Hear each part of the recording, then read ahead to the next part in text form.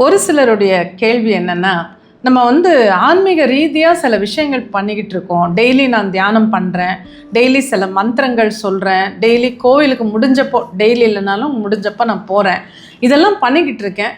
ஆனால் ஆன்மீகத்தில் நான் வளர்ந்தேனா இல்லையா, அந்த பாதையில் இருக்கேனா இல்லையான்னு நான் எப்படி தெரிஞ்சுக்கிறது? அதுக்கு ஏதாவது ஒரு அளவுகோல் இருக்கா? எப்படி நம்ம புரிஞ்சுக்கிறது? சிம்டம்ஸ் இருக்கா? இப்படி சில பேர் கேட்குறது உண்டு.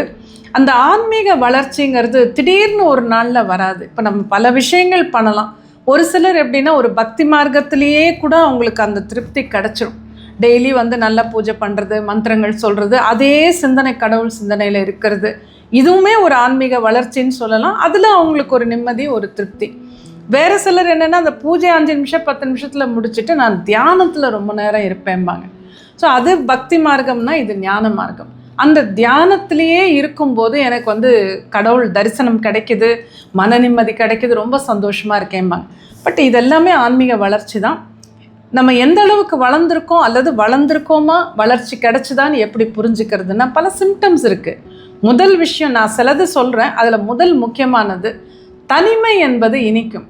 ஆன்மீகத்தில் வளரும்போது வைப்ரேஷன்ஸ் நமக்கு கொஞ்சம் அதிகமாகும்போது, ஒரு பாசிட்டிவ் எனர்ஜியோடு நம்ம இருக்கும்போது, தனியாக இருக்கும்போது கூட ரொம்ப ஹாப்பியாக சந்தோஷமாக இருக்கும். யோசிச்சு பாருங்கள்.